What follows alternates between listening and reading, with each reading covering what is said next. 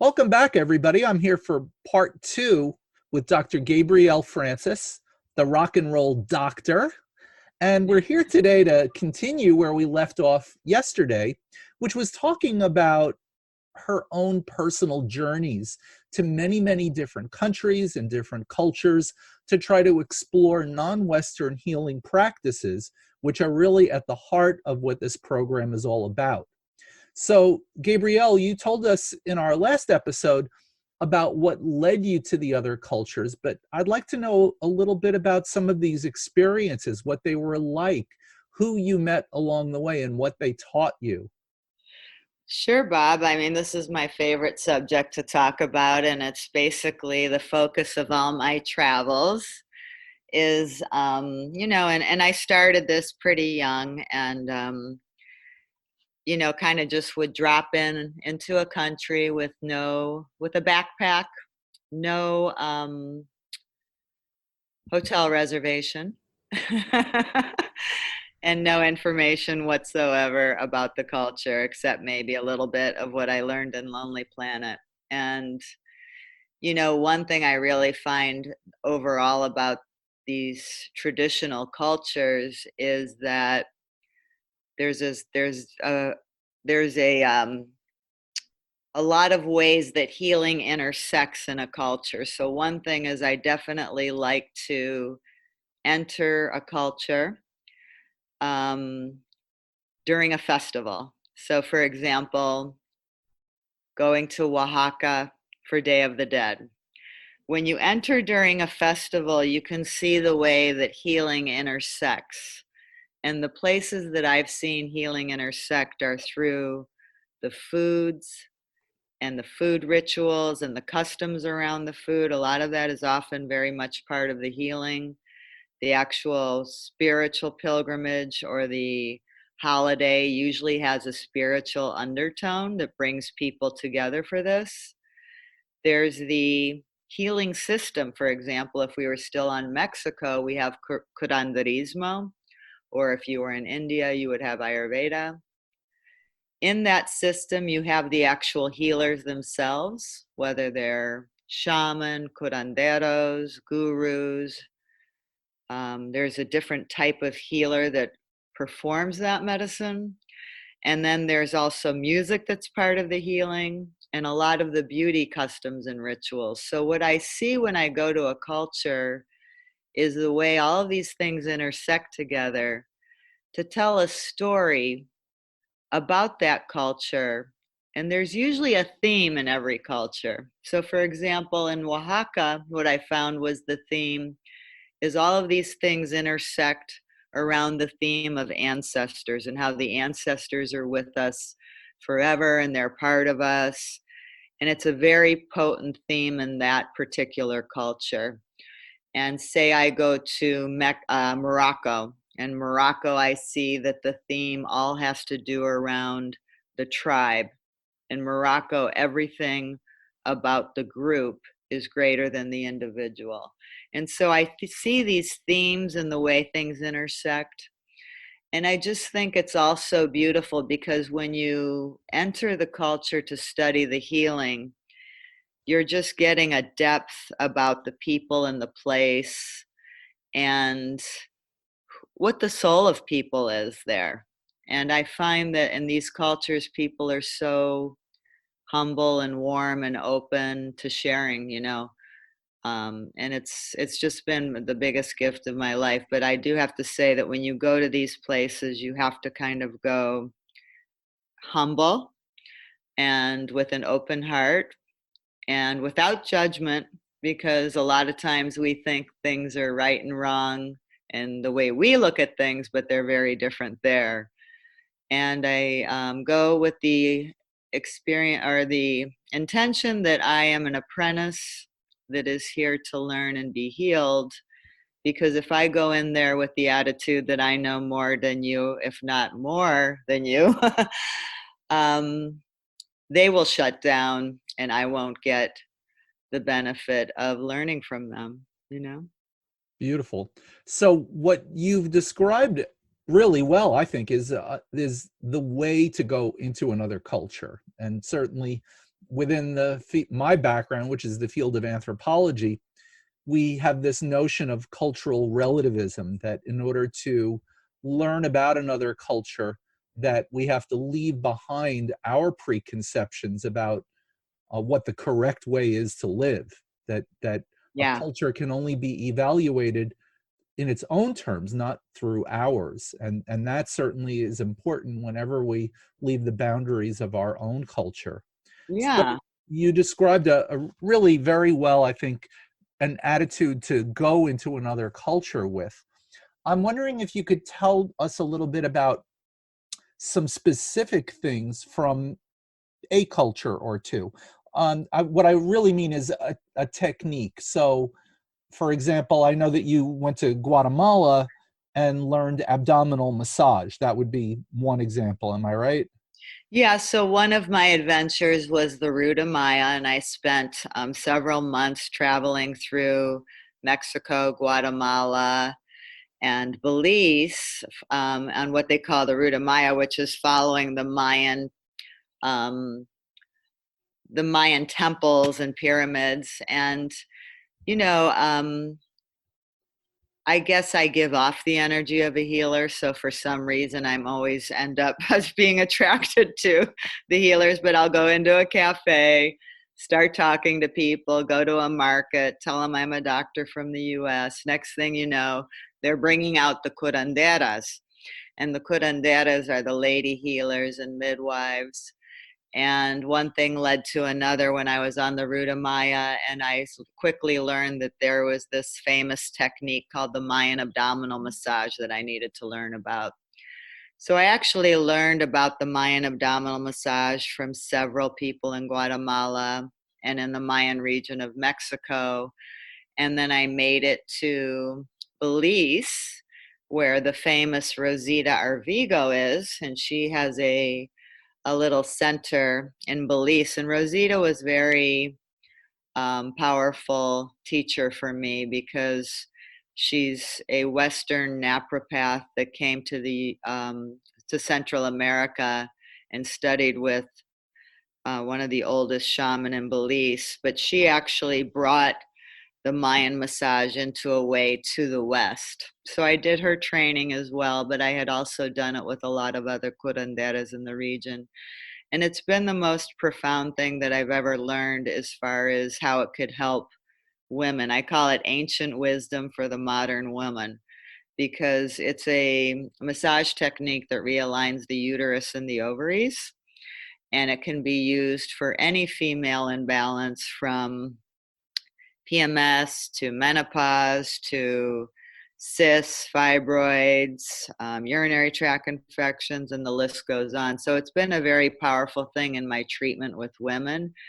And basically, a year after I learned it, brought it back to my practice in San Francisco. And within a year, I was considered a fertility specialist. And I'm like, oh, I think there's too many people in the world. How did I become a fertility specialist? But that was put me on a journey of being in fertility. So it's been amazing to learn that. Um, Most recently, I've been, and in every culture, I've learned so much. That's going to be another book and maybe even a TV show. But most recently, turning to the roots of the Americas through curanderismo and the shamanism of the high Andes, where you, Bob, introduced me to Laurencio and curanderismo. And even though I've spent so much time in Central America, to be immersed in curanderismo through Laurencio and through such a soulful practitioner and all the wonders of that. And then Dr. Alberto Villota, who's also an anthropologist, introduced me to the prophecy keepers of the high Andes, who I am currently apprenticing with as well and learning their wisdom. So those are the most recent things. So let's go back over your personal history. You know, you've gone to all of these cultures, and I'm curious to know if there's any sort of a takeaway from one or more of those cultures. So we often think about the philosophy underlying a healing system, but what do we do with it? In other words, and we're going to cover some of this in the third part of our series, where we're going to look at what you're doing now.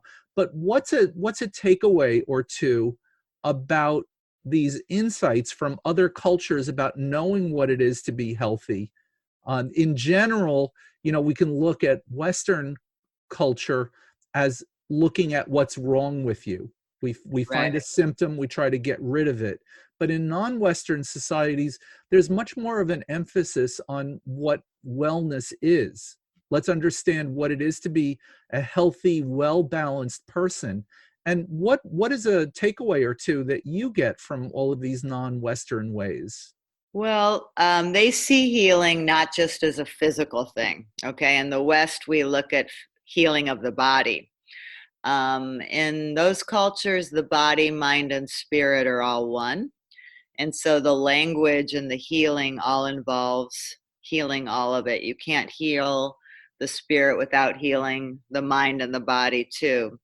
And so that whole language, they also look at the person's place in society and the family and the societal relationships around them. So the healing, you are a healing an individual in the context of their culture and society.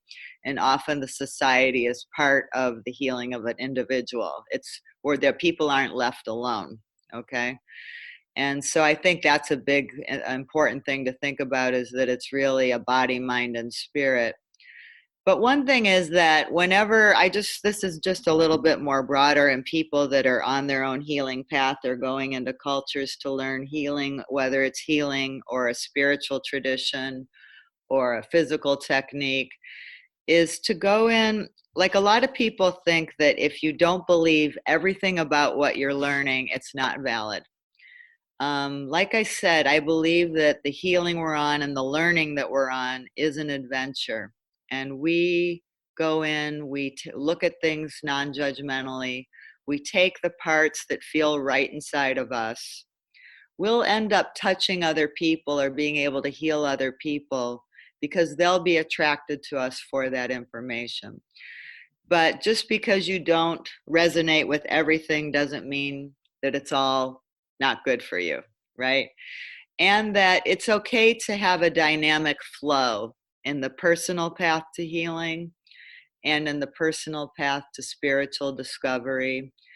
You don't have to get stuck in one paradigm and it doesn't fit anymore, and then it's all bad, and then we move on to something completely different. I really believe that everything touches us. It's part of our journey and adventure, and that it makes us who we are. And it's a constant flow and a journey, really. Beautiful. I want to turn back to the way that we began this session, where you talked about the intersection of a number of things that really had to do with the aesthetics of a culture. Hmm. And I appreciate that from the experiential part, that you started by saying that you like to go to a festival, and that these different aspects of life come together, where music comes together with food, with healing, all of these practices, these different elements of culture coming together at that time. And I was wondering if you could give us an example of that from your travels. Yeah, so for example, I heard about the Ganawa Festival, which I never even knew what Ganawa was, but Ganawa is it's a music from Morocco. And there was this music festival, and I'm like, music festival, Ganawa, I'm going. And I didn't know anything about it, never went to Morocco. And what I learned when I got there is that Ganawa is a intersection of the West African religion with Islam, much like voodoo in New Orleans, which is a mixture of West African with Catholicism. When the West African slaves were being brought to the New World, they brought them to Morocco. They started to mix with the Moroccans, and this whole sect of a a Sufi blues cult came out of it. So a spiritual tradition that revolved around music and dancing. This was right up my alley. So there's the festival, and the festival is a giant trance festival where people are going into these states of spiritual and emotional healing through trance. And I learned while I was there about argan oil, so the village for producing argan oil is just not that far away from there. And so I went to that village and I learned about, the tradition around the harvesting of argan oil, which is a food and a beauty cultural remedy. And then, everywhere I was in Morocco, I was connected to these big bands of people that were all long distant relatives and friends. And I just really got to feel that Moroccans are very tribal and that everything that they do, they think about for the bigger group.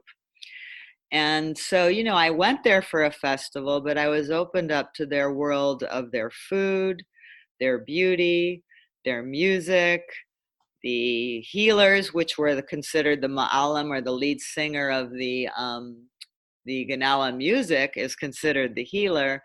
And so, that is how it goes everywhere. You enter, you start to just be open to the experience.